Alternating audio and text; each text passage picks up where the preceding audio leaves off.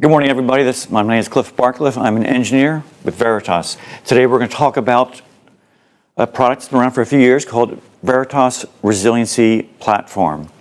Those two words, resiliency and platform, they were picked for very good reasons.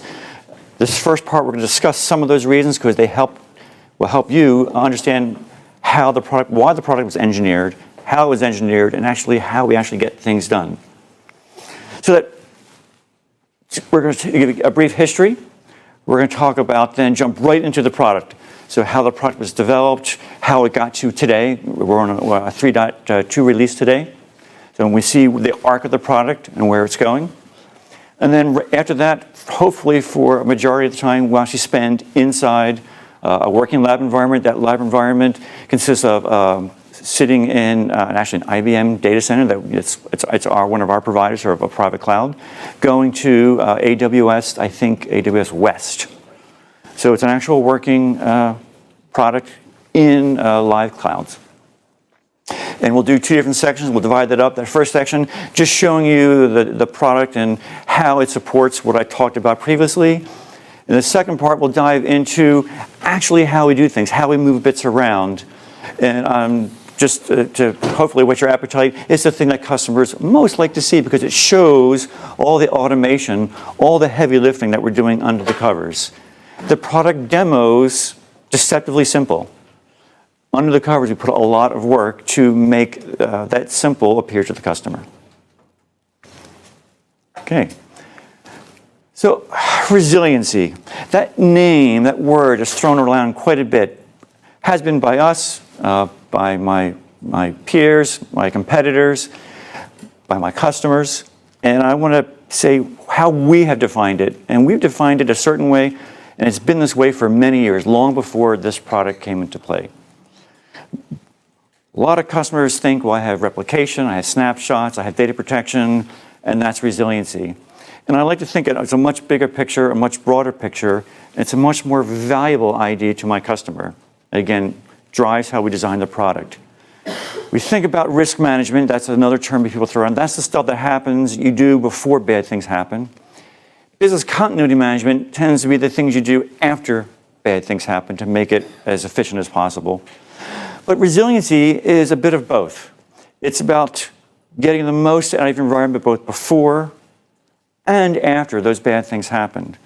I like to talk about it, though, in my own way as this resiliency, especially from an IT standpoint, is the ability to change and still keep the lights lit.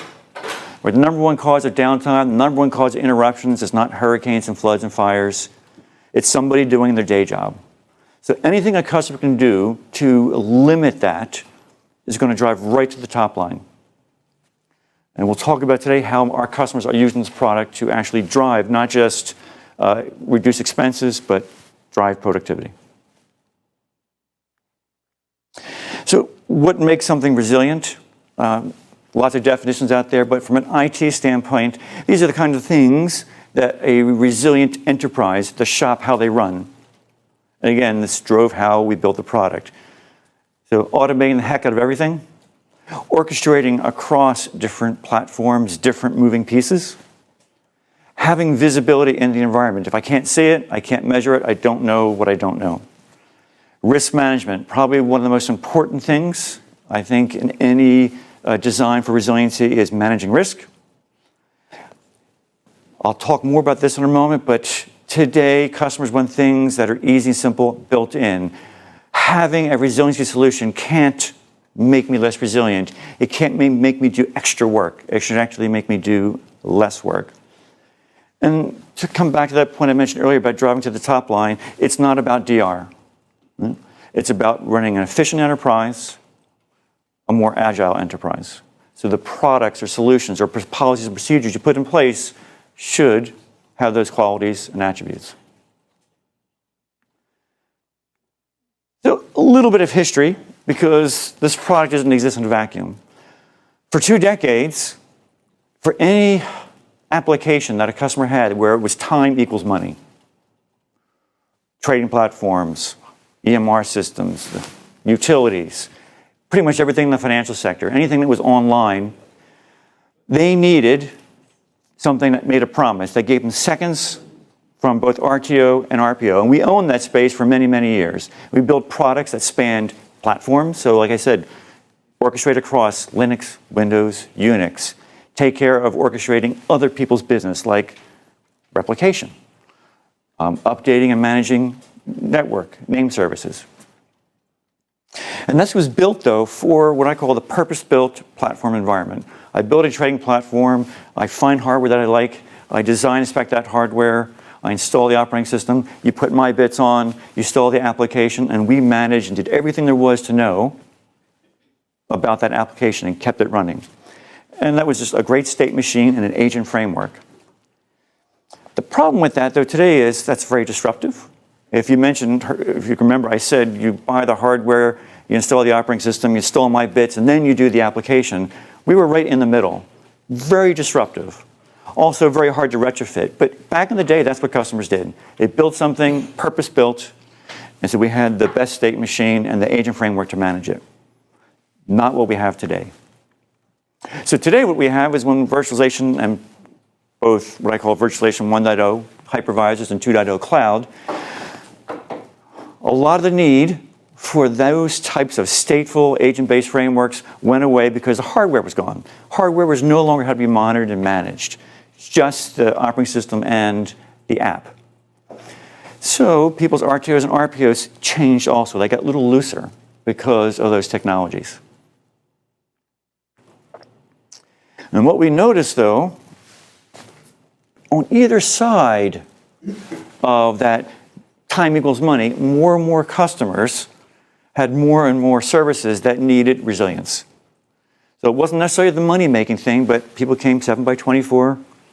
I don't know about you, but I don't do anything unless I can do it on my phone from my, my desk or my sofa at home before I get up and actually drive to the store.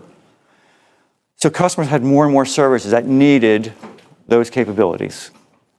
But they didn't need the heavyweight. They didn't need the state machine. They didn't need the agent framework.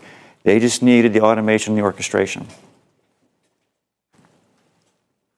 And this just has been growing and growing and growing. And so my customers tended to shy away from that state machine mentality. Now, it's still used whenever there is that time equals money, seconds on either side of RTO and RPO, still valid. Today, in fact, just last week, calls with customers who in the public clouds who are putting those tier 1 time equals money, lift and shift, still use those kinds of bits for those use cases. But it's a narrow use case for most customers. And of course, we have a large data protection footprint. As you know, many customers think about data protection and think it as part of their resiliency strategy. But as you know, it doesn't meet a lot of those attributes I mentioned earlier, the automation, orchestration, the visibility. It's a standalone thing. It's a point solution. So we came up with something. That's the Resiliency Platform. To cover those use cases from RTOs and RPOs that went from days to seconds, seconds to days.